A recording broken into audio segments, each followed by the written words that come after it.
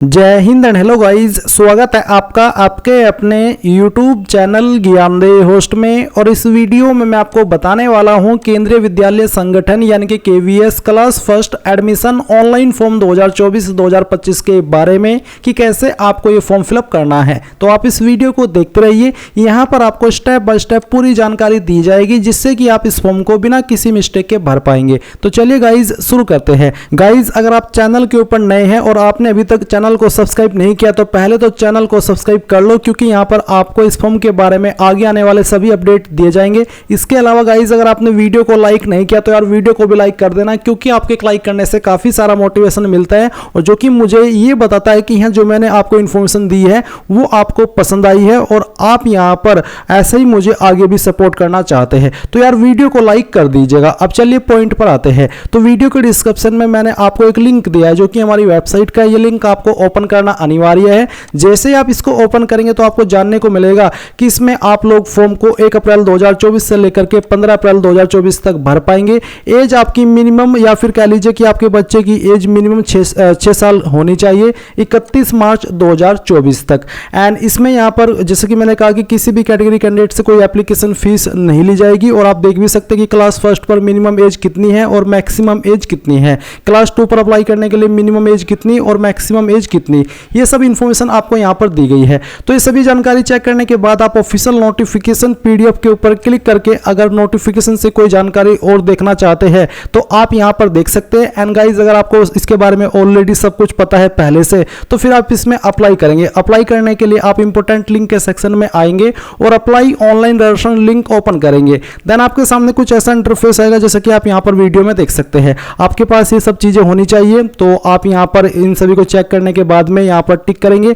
इसके बाद में आप प्रोसीड पर क्लिक करेंगे। अब गाइज यहाँ पर आपके सामने कुछ ऐसा इंटरफेस आएगा जैसे कि आप वीडियो में देख सकते हैं। तो सबसे पहले यहाँ पर है बच्चे का पहला नाम, यानी कि जो आपका बच्चा है उसका पहला नाम क्या है वो आपको यहाँ पर लिखना है। मैं ये जानकारी डेमो के लिए भर रहा हूँ तो मैं यहाँ पर मेरा ही पहला नाम लिख रहा हूँ। आपको आपके बच्चे का पहला नाम यहाँ पर लिखना होगा। इसके बाद में आपको बच्चे का मिडिल नेम लिखना है, अगर नहीं है तो आप खाली छोड़ देंगे। फिर आपको बच्चे का लास्ट नेम यहाँ पर लिखना है और अगर ये भी नहीं है तो आप ये भी खाली छोड़ सकते हैं। फिर पूछे कि यदि बच्चा दिव्यांग है, अगर वो दिव्यांग है विकलांग है तो आप यहाँ पर यस करेंगे, नहीं तो आपको नो करना है। फिर बच्चे की जन्म तिथि, तो आपको यहाँ पर बच्चे की डेट ऑफ बर्थ बतानी है। आप इस तरह से आइए और पहले आपको यहाँ पर जो भी ईयर है वो सिलेक्ट कर लेना है। एंड ये सिलेक्ट करने के बाद में फिर मंथ और उसके बाद में डे। तो इस तरह से यहाँ पर बोला जाएगा कि kindly note that the minimum age for admission to class first is 6 year and the maximum admissible age is 8 years age on 1 April 2024। तो आपको यहाँ पर इसी के अकॉर्डिंग आपकी एज सिलेक्ट करनी होगी। तो एज लिमिट सिलेक्ट करने के बाद में यहाँ पर पूछा है कि क्या बच्चा केंद्रीय विद्यालय संगठन के कर्मचारी का बच्चा है। अगर है तो आप यहाँ पर बताइए कि नॉट एप्लीकेबल या फिर वर्किंग पेरेंट।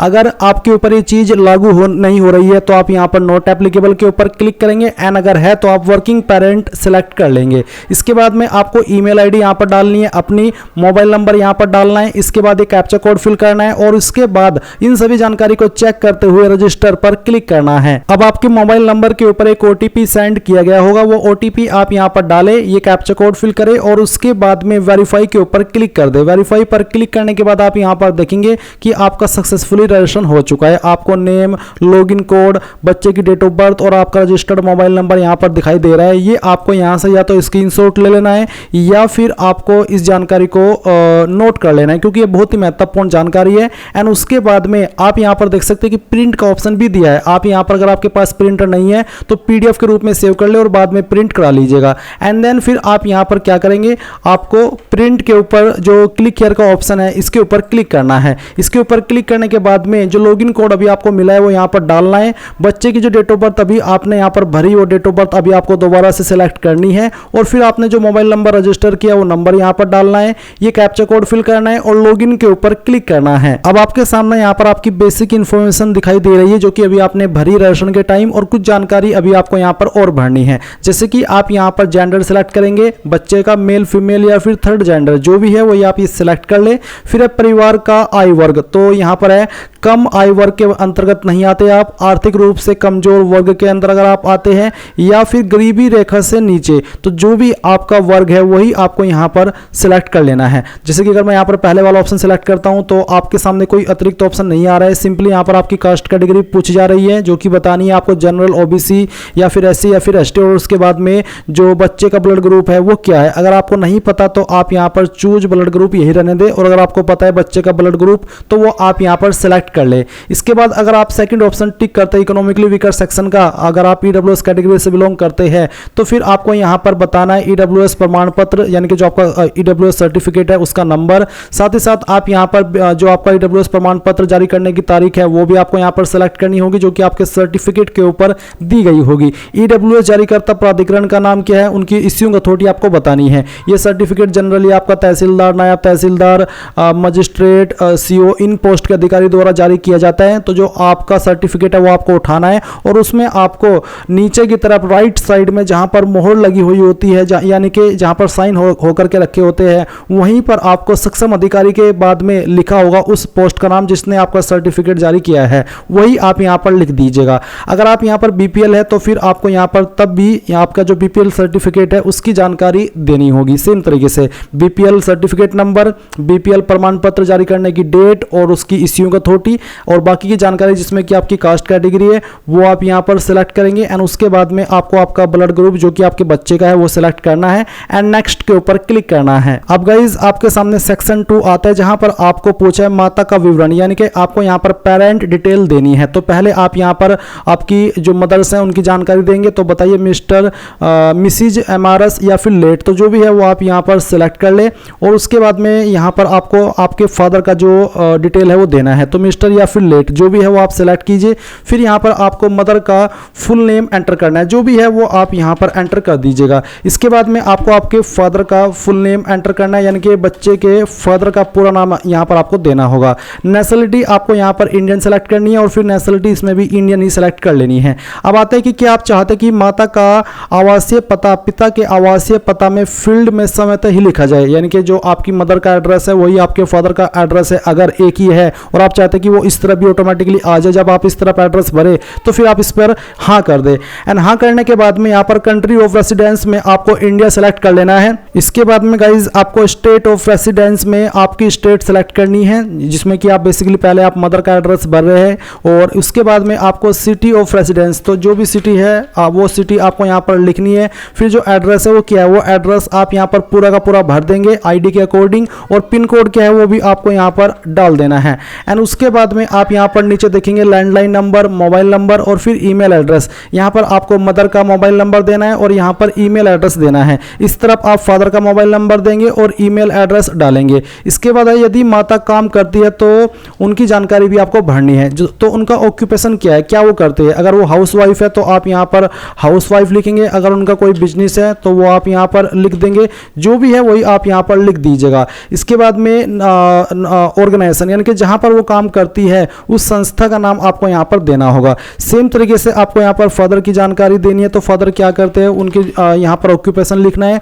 और संस्थान क्या है वो भी आप यहाँ पर लिख सकते हैं। तो इस तरह से आप यहाँ पर भरेंगे, एंड उसके बाद में आप यहाँ पर नेक्स्ट के ऊपर क्लिक करेंगे। अब आपके सामने यहाँ पर चॉइस ऑफ स्कूल आती है। यहाँ पर आपको 3 ऑप्शन दिए गए, एक देना कम से कम अनिवार्य है, और अगर आप तीनों देना चाहते तो आप वो भी दे सकते हैं। मैं आपको थोड़ा रीड करके बताता हूँ कि आप 3 अलग अलग केंद्रीय विद्यालयों में किसी भी प्राथमिकता के बिना आवेदन कर सकते हैं। स्कूल विकल्पों को भरने के लिए नीचे दिए गए टैब पर क्लिक करें। यदि आप 3 से कम केंद्रीय विद्यालयों में आवेदन करना चाहते हैं तो आप एक या अधिक टैब छोड़ सकते हैं। हालांकि कम से कम एक विद्यालय का विकल्प दिया जाना अनिवार्य है, जो कि मैं अभी आपको बताया भी हो कि कम से कम एक तो आपको भरना ही है, और अगर आपको तीनों चॉइस देनी है तो आप तीनों भी दे सकते हैं। तो पहले आप यहाँ पर सिलेक्ट विद्यालय फर्स्ट के ऊपर क्लिक करेंगे और आपकी स्टेट सेलेक्ट करेंगे जी कहाँ पर आप रखना चाहते हैं, एंड फिर स्कूल कौन सा रखना चाहते हैं वो स्कूल आप यहाँ पर सिलेक्ट कर लीजिए। तो जैसे कि मैं यहाँ पर एग्जाम्पल के लिए इसको सिलेक्ट कर लेता हूँ।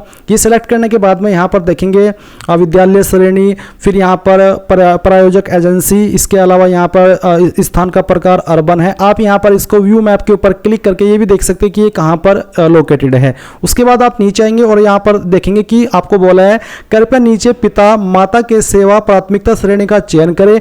ध्यान दें कि सेवा प्राथमिकता श्रेणी की प्राथमिकता पिता या फिर माता के लिए अलग अलग हो सकती है, यानी कि दोनों के लिए सेम सेम नहीं हो सकती। आपको सलाह दी जाती है कि चयनित विद्यालय के लिए उच्चतम सेवा प्राथमिकता श्रेणी का चयन करें, क्योंकि यह प्रवेश की प्राथमिकता को भी प्रभावित कर सकता है। यानी कि यहाँ पर जो आप इन्फॉर्मेशन देंगे उसमें जो आपके माता और पिता की हाईएस्ट श्रेणी है वही आपको सेलेक्ट करनी है, क्योंकि उससे फिर आपके एडमिशन के ऊपर भी प्रभाव पड़ता है। तो यहाँ पर आप नीचे आइए और आपको पूछे क्या आपको सेवा प्राथमिकता श्रेणी भरने में मदद चाहिए। अगर आपको नहीं पता तो आप यहाँ पर based on data provided by school इसके ऊपर क्लिक करके आप इसमें हाँ कीजिएगा, और हाँ करने के बाद में आपको यहाँ पर इसको समझने में थोड़ी और डिटेल मिलेगी। जैसे कि यहाँ पर ऑप्शन है कि पिता माता का एम्प्लॉयर चुने, तो आप बताइए कि आपके पिता या फिर माता किस फील्ड में है, वो आप यहाँ पर सेलेक्ट कर लीजिए। जैसे कि रेलवेज है, तो बहुत सारे डिपार्टमेंट यहाँ पर आपको दिए गए, तो मान लीजिए एग्जाम्पल के लिए रेलवेज है, रेलवेज ETC, तो मैंने ये सेलेक्ट किया। इसके बाद में एम्प्लॉयमेंट की स्थिति, सर्विंग परमानेंट एम्प्लॉय पेरेंट, तो आप यहाँ पर अभी वो परमानेंट एम्प्लॉय है और अभी सेवा कर रहे हैं, तो मैंने ये सेलेक्ट कर लिया।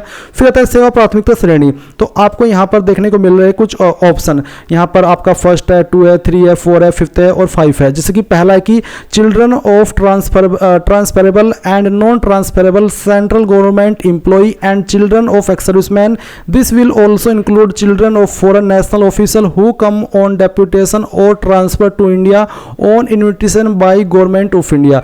यानी कि इसको वो सेलेक्ट करेंगे जो कि बच्चे हैं ट्रांसफरेबल या फिर non transferable central government employ या फिर वो एक्स सर्विसमैन के बच्चे हैं। तो अगर आप इसमें हैं तो आप पहले वाला ऑप्शन टिक करेंगे, या फिर आप बच्चे हैं जो कि उस एम्प्लॉय के जिनका ट्रांसफर किया जा सकता है या फिर नहीं ट्रांसफर नहीं भी किया जा सकता, किसी ऑटोनोमस बॉडी जो कि गवर्नमेंट के अंदर काम करती है या फिर पब्लिक सेक्टर अंडरटेकिंग का या फिर institute of higher learning of the government of India का। तीसरा है कि चिल्ड्रन ऑफ ट्रांसफरेबल, यानी कि उनका जो आपके माता पिता है उनका ट्रांसफर हो भी सकता है और नहीं भी हो सकता है और वो स्टेट गवर्नमेंट एम्प्लॉय है, तो फिर आप यहाँ पर तीसरा ऑप्शन टिक करेंगे। एंड अगर आप यहाँ पर एक ऐसी ऑटोनोमस बॉडी में काम करते हैं या फिर पब्लिक सेक्टर के अंदर काम करते हैं और आपका ट्रांसफरेबल हो भी सकता है और नहीं भी हो सकता है, तो आप यहाँ पर 4th ऑप्शन टिक करेंगे। तो आपको यहाँ पर बताना कि आप इनमें से किस कैटेगरी के अंदर आते हैं। जैसे कि यहाँ पर मैं पहले वाला ऑप्शन टिक करूंगा जिसमें कि है children of transferable and non transferable central government employ. इसके बाद गाइज आप यहाँ पर नीचे आएंगे और आप देखेंगे अभिभावक में पिता या फिर माता का चुनाव करें जिनकी सेवा प्राथमिकता श्रेणी एवं स्थानांतरण के आधार पर प्रवेश का निर्णय होगा। यानी कि आपको बताना है कि जो आपने यहाँ पर इन्फॉर्मेशन भरी है ये आपने आपकी मदर की भरी है, आपके फादर की, या फिर नॉट एप्लीकेबल। तो आपको बताना है कि मैं अपने फादर का जो जॉब है उसके आधार पर इसमें प्रेफरेंस लेना चाहूँगा, तो आपको बताना है उसका। तो मदर है या फिर फादर है वो आप सिलेक्ट कर ले। अगर फादर तो फिर बताइए कि यदि चयनित माता पिता का पिछले 7 वर्षों में स्थानांतरण हुआ है, अगर हुआ है तो आप यस करेंगे। और यस करने के बाद में और भी यहाँ पर आपको जानकारी देखने को मिलेगी जिसमें कि आपको बताना है कि 31/3/2017 के बाद से पिछले 7 वर्षों के दौरान हुए स्थानांतरण विवरण का निम्नलिखित तालिका में भरे। कार्यालय, यूनिट व स्थान, कार्यालय ज्वाइन करने की तिथि, कार्यालय से रिलीज होने की तिथि, ठहरने की अवधि, स्थानांतरित कार्यालय व स्थान, 2 कार्यालयों के बीच दूरी कितनी है वो आपको बताना होगा, और स्थानांतरण आदेश संख्या भी आपको देनी होगी। एंड अगर नहीं हुआ है तो आप नॉट एप्लीकेबल के ऊपर क्लिक करेंगे, तो फिर आप इसके बाद नेक्स्ट के ऊपर क्लिक कर पाएंगे। नेक्स्ट के ऊपर क्लिक करने के बाद आपके सामने अपलोड डॉक्यूमेंट का ऑप्शन आएगा, बट मैं यहाँ पर अभी प्रीवियस के सेक्शन पर जाना चाहूँगा। और यहाँ पर जाने के बाद में अभी हमने सिर्फ पहले वाला ही भरा है। अगर आपको यहाँ पर दूसरे विद्यालय को भी प्रेफरेंस देनी है तो आप सिलेक्ट विद्यालय 2 इसके ऊपर क्लिक करेंगे। सेम वे में आपकी स्टेट सेलेक्ट करेंगे, आपका स्कूल सेलेक्ट कर लेंगे, एंड उसके बाद में इसी प्रकार से आप जानकारी भरेंगे। एंड जैसे कि यहाँ पर अगर आपको मदद नहीं चाहिए तो आप सिंपली नो कर सकते हैं, मदद चाहिए तो आप यस करके इस तरह से ही सिलेक्ट कर लेंगे जैसे कि अभी मैंने आपको बताया है। और इसके बाद गाइज यहाँ पर आपको पहले आपकी जो प्रायोरिटी है वो सिलेक्ट कर लेनी है, जैसे कि मैं यहाँ पर ये सिलेक्ट करता हूँ। और उसके बाद फिर यहाँ पर आपको बताना है कि आपने ये जानकारी किसकी भरी है, यानी कि जैसे कि अभी आपने फर्स्ट वाले सेक्शन में भरा था। तो गाइज यहाँ पर मैंने इसी प्रकार से 2 चॉइस दे दी है, और अगर आप तीसरी भी देना चाहे तो फिर से आप प्रीवियस के ऊपर क्लिक कीजिए और यहाँ पर सिलेक्ट विद्यालय 3 इसके ऊपर क्लिक करके तीसरी भी भर दीजिए। पर जैसे कि मैंने कहा कि सभी देनी कंपलसरी नहीं है, एक भी दे देंगे तो तब भी कोई इशू नहीं होगा। एंड अब आपको यहाँ पर बच्चे का जन्म तिथि प्रमाण आपको अपलोड करना है, जिसमें कि फॉर्मेट PDF JPG इनमें से कोई भी चल जाएगा, साइज 256 KB से कम रहना चाहिए। तो आप चूज फाइल के ऊपर क्लिक करें, जहाँ पर भी फाइल है वो आप सिलेक्ट करें, एंड देन यहाँ पर इस तरह से अपलोड के ऊपर क्लिक कर दे तो आपकी फाइल यहाँ पर अपलोड हो जाएगी। फिर बच्चे का पासपोर्ट साइज फोटो फोटो, तो आपको चूज फाइल के ऊपर क्लिक करना है और जहां पर भी फाइल है बच्चे की पासपोर्ट साइज की वो आपको यहां पर सिलेक्ट करनी है। मैं इस फॉर्म को डेमो के लिए भरा हूं तो मैं एक रैंडम इमेज यहां पर सिलेक्ट करके उसको अपलोड करता हूं। तो चलिए मैं यहां पर इस फाइल को सिलेक्ट कर लेता हूं एंड देन फिर यहां से आप अपलोड के ऊपर क्लिक करेंगे तो आपकी फाइल अपलोड हो जाएगी। आप व्यू के ऊपर क्लिक करके इसको व्यू भी कर सकते हैं। अब आपको यहां पर बोला है कि यदि विद्यालय द्वारा प्रवेश की पेशकश की जाती है तब प्रवेश के समय निम्नलिखित दस्तावेज विद्यालय के समक्ष प्रस्तुत करने होंगे। ये सभी डॉक्यूमेंट जिसमें कि बच्चे की जन्मतिथि का प्रमाण, बच्चे का पासपोर्ट साइज फोटो, निवास प्रमाण और सक्षम अधिकारी या फिर प्राधिकारी द्वारा दिए गए सेवा या फिर सेवानिवृत्त कर्मचारी का सेवा प्रमाण पत्र, यह सब डॉक्यूमेंट आपको देने होंगे। एंड देन अब आप नेक्स्ट के ऊपर क्लिक कीजिए। अब आपके सामने डिक्लेरेशन एंड सबमिट आता है, आप यहां पर टिक कीजिए और उसके बाद में आप सेव टू प्रीव्यू इसके ऊपर क्लिक कीजिए और फिर यहां पर गाइस आपको प्रीव्यू पर क्लिक करना है और जितनी भी जानकारी आपने भरी है वो सभी आपके सामने है। और ये सभी जानकारी चेक करने के बाद जब आपको लगे कि सभी जानकारी सही है तो फिर आप यहां पर सबमिट एप्लीकेशन के ऊपर क्लिक करें और यहां से यस सबमिट कर दें। एंड अब आपके नंबर के ऊपर फिर से एक ओटीपी गया होगा, वो ओटीपी आप यहां पर डाल दें और इसको डालने के बाद में वेरीफाई ओटीपी के ऊपर क्लिक करें। अब आप यहां पर देख सकते हैं योर एप्लीकेशन सबमिटेड सक्सेसफुली और आपको एप्लीकेशन नंबर मिल चुका है, आप नोट भी कर लीजिए और साथ ही प्रिंट एप्लीकेशन के ऊपर क्लिक कीजिए और यहां पर आपको नीचे आकर के प्रिंट एप्लीकेशन पर क्लिक करना है और फिर सेव के ऊपर क्लिक करके यहां से इसको सेव कर लेना है और बाद में आप इसको प्रिंट करा लीजिएगा। तो इस तरह से गाइस आप लोग केंद्रीय विद्यालय यानी कि KVS class first admission online form 2024-2025 को भरेंगे। आई होप ये प्रोसेस आपको पसंद आया होगा। सो अगर कोई सवाल डाउट रह गया हो तो कमेंट के माध्यम से पूछ लीजिएगा और अगर आपने वीडियो को अभी तक लाइक नहीं किया कर दीजिए। Thanks for watching. जय हिंद।